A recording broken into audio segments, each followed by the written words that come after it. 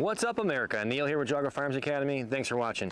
Today we're going to go over rifle malfunctions. I would say that in my career, this is probably the most updated, if you will. Any good instructor who's been an instructor for any period of time, you know, hopefully we're all going out and training with other, passing out best practices to other instructors and so forth, and trying to always improve. And I would say that when it comes to malfunctions on rifles, that's been the biggest evolution. Some of that might also have been coming from just working in a professional capacity as a SWAT operator. When it's not about, you know, practicing something on a range, it has to actually work in real life applications to save lives. So I've really boiled this down to two basic steps, and we're going to get into that right now. The biggest driving point when it comes to why malfunctions have been updated so much is because of stress. As simple as that. Doing things under stress and doing things, you know, complex movements and procedures and techniques on a flat range with no one shooting back, you know, in a calm, cool, collected environment, I give that almost no value. Obviously, when we start out, when we're training, you know, we're going to start out in that very clinical, you know, this is how it's done, slow, no stress, step by step, and then we're starting to amp that up, whether that's going to be, you know, starting to add levels of stress, having things come up when we don't expect it, all the way up to force on force. Really changes the game. When it comes to clearing the malfunctions, and I'll talk through this first, and then we'll obviously demo this, but I look at it in two different ways. And that is either that the bolt is forward, okay, and everything else. So I'll say that again. The bolt is forward and everything else. That's how I break it down.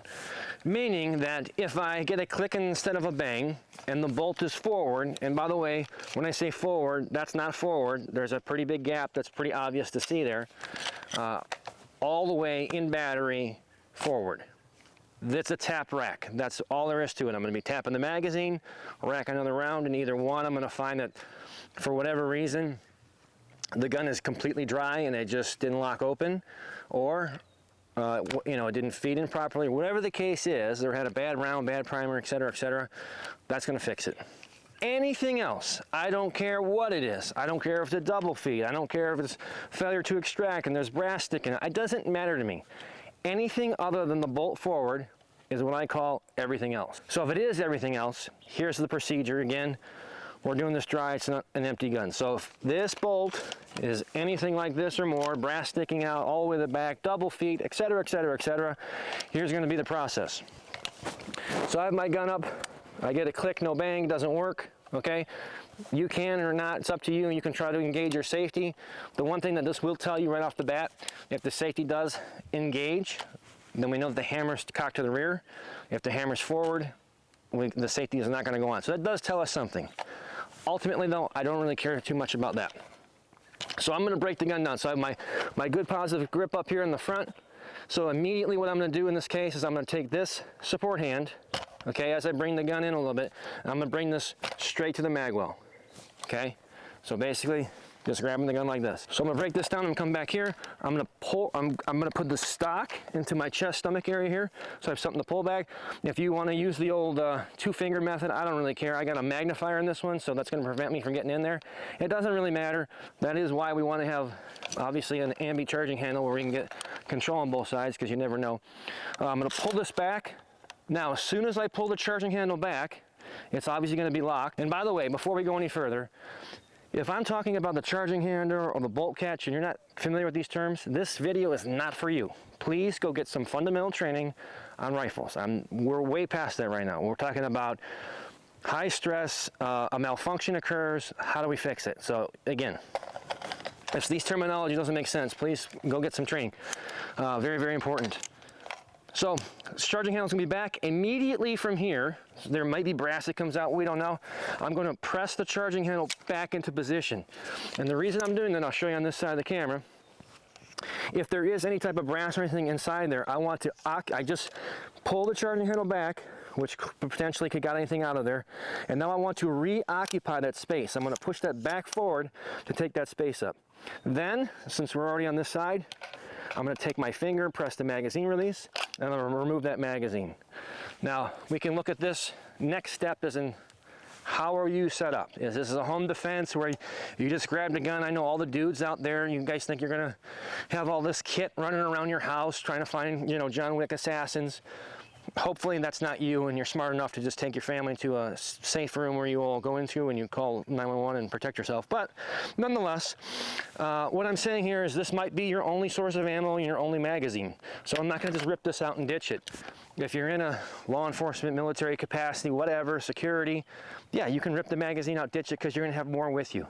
But realistically, for most people, especially in a home defense scenario, that's just fantasy land. So if that's the case, press, I'm gonna remove this. At this point, you're gonna see most of the brass fall out. I can see into the chamber, okay? If there is more issues I need to fix, I can always come up here, I can put my fingers in here, up to the top if your fingers are small enough. Mine are too big, but I can come in through the mag well to clear out any brass if I have to. But I wanna verify before I do anything else that the chamber is in fact clear. This magazine will be inserted, pressed down like I normally would. In which case I'm going to press the bolt release and then drive my hand back out there, okay? So kind of awkward trying to explain and give you good angles for everything, but that's going to be the process. We're going to show you this live. So if it's bolt forward like this, so I get a click and I have bolt forward, it's going to be a tap, pull down, rack, and again, since there's an empty mag in there, that would go forward, and then I'm back in business, okay? If it's anything else, this or anything else, then immediately I'm going to come back to this position. I'm going to see that the bolt is not fully seated. I'm going to come back to my mag well. I'm going to press down this bolt lock, pull the charging handle back, put it back in place, rip that mag out, verify it's clean. I may need to rack it again, put my fingers in there, whatever the case is. If that's the case, just grab your gun. You can clear it out. Back in, bolt release, and then remount your rifle. Okay, so we're gonna do this both ways here in a second live, so you can kind of see how it's gonna look. Before we go live here, one thing, obviously I have my secondary here, so realistically, if this gun did go down, instead of trying to immediately fix it, I'm gonna ditch this and go to my secondary. If you're a patron, we're gonna be doing that video next just for you guys, talking about transitions from rifle to pistol. So check that out. We're gonna start with the basic type 1 where the bolt is in battery, it's fully forward, I don't see anything else, and I just got to click and no bang. So we're going to go to a tap rack procedure. All right, so here we go. I come up and I mount the gun, safety's off, I get a click, no bang. I notice right here immediately that the bolt is fully forward, so this is going to get a tap on a rifle setup. I just out of natural habit, anytime I insert a mag, I always tug down to make sure it's seated. I'm going to tap and tug at the same time. Then I'm going to come back up, run that charging handle, come back up, and we're good to go. So that would be the fix. Again, it's tap, rack, and then bang or reassess or whatever the situation dictates. So now let's talk about everything else. Okay, here we just have a basic setup. This is a failure to extract. Casing didn't come all the way out. So I'm gonna mount the gun like always, safety off. I get a click, I notice immediately. Again, I want to go slow so you guys get good angles. I see that there's brass sticking out, so that tells me, as far as my philosophy is concerned, it's everything else. It is not a situation where the bolt is forward and fully in battery. So it's not forward, fully in battery, it's everything else.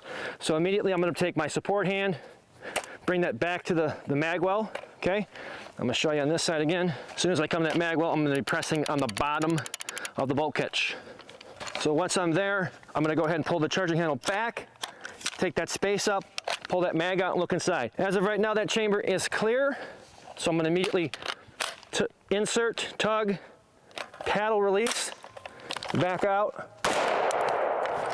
So we fixed that problem. As a bonus, I'm going to show you the everything else 0.5. This is what brass over bolt looks like. And again, what's occurring here is that the brass has got on top of the bolt itself and it's getting lodged in there, and you're going to know because the charging handle is really locked up in there and doesn't want to move. In order to fix this one, I'm going to remove this magazine. You can obviously just get rid of it or stow it if it's the only one you got. Then what I'm going to do, and this is important, is I'm going to take my finger inside. Now, if you have small enough fingers, you can come in through the top. I can't fit my finger in there. It's not going to happen. But what I'm going to be doing is I'm going to be pressing back against the bolt as I'm pulling a little bit on the charging handle, and then I'm going to basically chop the charging handle forward while putting, so basically the only thing that's holding this, I want to make sure you understand this, you're fighting against the spring inside the buffer tube, and I'm fighting that with my finger pressing the bolt forward, okay? So there's going to be tension the whole time. And then as I press back, I'm going to chop the charging handle forward, and that will typically remove or release the brass. Brass over bolt, we're going to remove this magazine, get that out of the way. I'm going to come up and press on the bolt face with my finger, try to pull a little bit with my bolt back, and then I'm going to chop this forward, and that will clear it out. Throw my ears on, and see if this works. Bingo. There you go, guys. A little bit of that, and don't misunderstand. A brass over bolt is not an easy fix. You're going to mess with it sometimes, especially if the actual tip of the bullet gets stuck underneath the gas block. That one can be a little bit more challenging to get it loose. It's not a super big deal, but sometimes you may need something to get inside there. But generally, you can fix it without tools in many cases. So that is my philosophy on this: is bolt forward, tap rack, everything else, and then you have the dreaded brass over bolt. So if you have any questions, put them down in the comments below. I'm sure there's going to be lots of good stuff. We are having a rifle class, by the way, depending on when you're watching this, in June of 2024. So we're going to do rifle 1 and 2. So if you guys want to sign up for that, check that out. Otherwise, you know where to find us here on YouTube, on Facebook, Rumble, Instagram, and just like I said, we're going to be doing some Patreon only stuff on our Patreon channel. Until next time, remember, it's always better to judge by 12 than carry by 6.